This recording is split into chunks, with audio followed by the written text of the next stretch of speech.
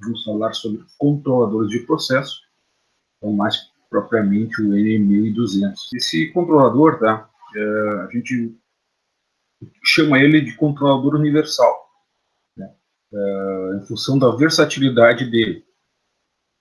Eu consigo configurar ele as entradas 420, milivolt, termopar, PT100, as saídas 420, saídas de pulso, saída relé.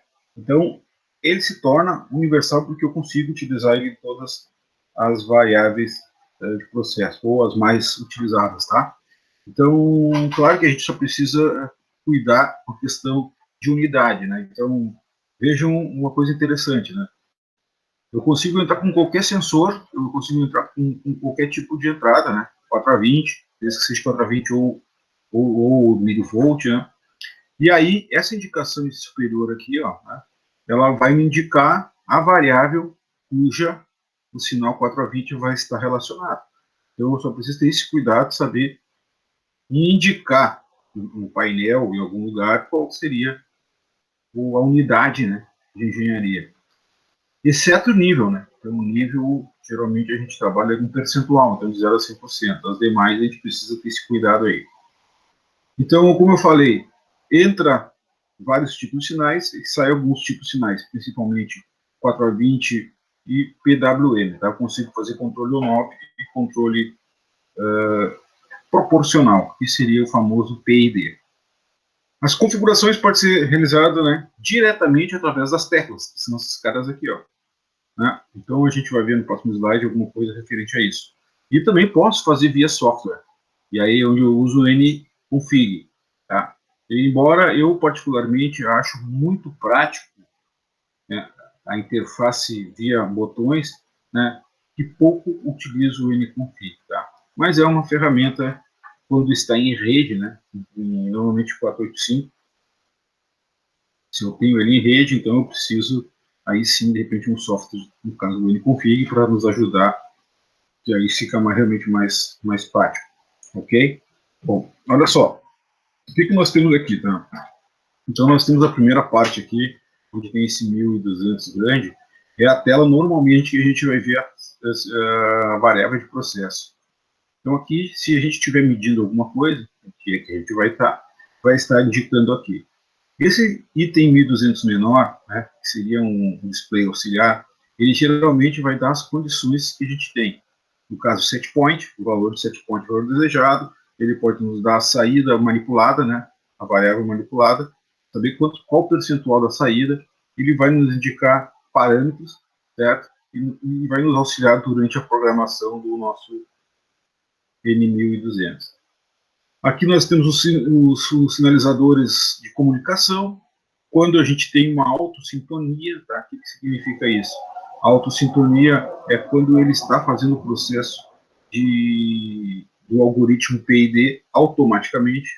Então, isso aqui geralmente está desligado. Né? MAN seria que eu estou com o meu controle em manual. Né? Então, eu posso ter ele funcionando através do set point, controlado pelo set point, ou então, simplesmente, eu atuo na minha saída, né, minha saída da minha variável manipulada manualmente. E aí, quando isso acontece, eu tenho essa função man atuada. Run seria a questão da nossa saída, tá? Nossa habilitação. Então, quer dizer que se aqui tiver energizado, estiver ligado, aparecendo, nós estamos com um sinal, ou melhor, nós estamos com um controlador, né, jogando sinal para uma área de controle. Tá? Seria referente à nossa saída, beleza? Alt seria a saída acionada. Então, quando eu ligar o run, normalmente o alt vai ficar indicando aqui que tem saída no nosso controlador. Alarme A1, A2, A3, A4 vai estar ligado quando ele estiver acionado. Tá? Se o meu alarme acionou, aqui indica a condição de acionamento. Está ou não está, tá? Ele é qualitativo, tem ou não tem, beleza? Bom, aí chegamos nas teclas, né, de acesso. Então, Essas duas teclas centrais aqui, tá? Uma faz subir, outra faz descer. O que a gente tiver no display aqui, tá? Então eu consigo navegar na numeração dele. Aumenta, diminui, liga, desliga. Bota yes ou coloca no, e assim por diante, tá? Então aqui eu faço a seleção dos parâmetros. Essa tecla aqui é sempre a retorno, tá? Então eu consigo retornar. E essa tecla seria o Enter, seria o avanço, eu sempre vou avançar.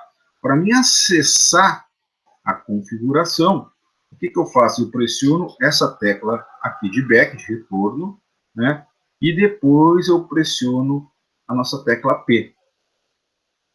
E aí, e seguro por em torno de 5 segundos.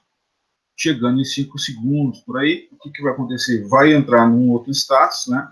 E aí vai aparecer um submenu, né? E claro que isso aqui a gente vai precisar verificar, a gente vai ver mais para frente, com mais detalhe, essa questão aí, tá? Vejam, normalmente, tá, o pessoal, quando quer fazer trabalho, tá, o pessoal pressiona essas duas teclas juntos, tá? Mas não necessariamente eu preciso fazer isso. Eu posso pressionar primeiro o back e depois o P. E aí eu vou controlando através do número de toques que eu der no P, vai ser o número de submenus que eu vou andar, ok? Basicamente seria essa primeira abordagem quanto aos teclados. Claro que parece complicado, mas depois, à medida que a gente vai trabalhando, vai conversando, vocês vão vendo que vai ficando mais simples, certo? Aqui, então, a gente tem a questão das identificações dos bornes de ligação.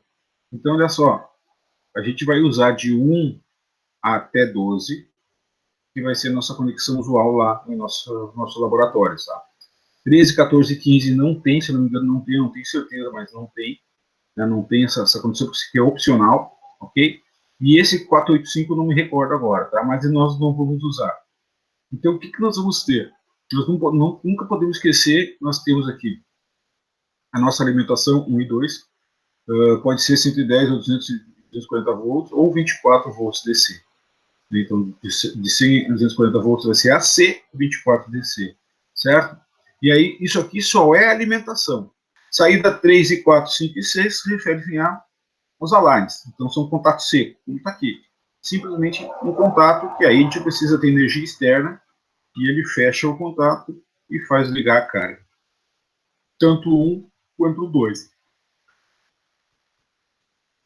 No 7 e no 8, a gente tem a saída do controlador. Então, saída IO5. Então, saída de pulso, miliampere, ou então a saída PWM. Né? O 9 com o 10 seria a questão da ligação remota, do set point remoto. Então, eu posso, através de um sinal externo, alterar o meu set point remoto. Eu preciso, então, configurar isso dentro da minha parametrização. E aí informa vocês que a gente não vai utilizar esse recurso aqui. Tá? Ele está disponível, mas não vai utilizar. Aí chegamos em que? Na entrada do nosso controlador. Aqui é o ponto de ligação do transmissor. Tudo que vai ser transmitido de informação do elemento primário para o controlador vai entrar nessa condição aqui. E no 7 e no 8, tudo que for ser transmitido para o elemento final de controle vai acontecer através desse 7 e 8. Ok? Isso quer ficar bem claro. Então, entrada e aqui a saída, beleza? Olha só, então o que nós temos aqui? Então, nós temos o primeiro item, seria o 420 mA, sendo que o lado negativo é 10 e o positivo é 12. Então, o transmissor vai ser ligado assim. Se eu tiver um termopar, eu vou ligar nessa condição aqui, onde o 10 vai ser o negativo e o 11 vai ser o positivo. Isso também vale para milivolt. E quando eu tiver um PT100, eu vou ligar dessa forma aqui. No 10 vai ser o terminal da minha resistência, onde tem resistência. No 11 e no 12 vai ser o outro lado da resistência e a compensação. Então, geralmente, isso aqui é um curto, tá? Se eu tiver um sensor PT100 a 2 fios, eu ligo, então, um lado no 10, outro no 11 e faço um jump no 12. Se eu não fizer isso, eu vou ter minha ligação errada. Geralmente, o PT100, como já foi dito, ele apresenta 3 terminais, a maioria das vezes.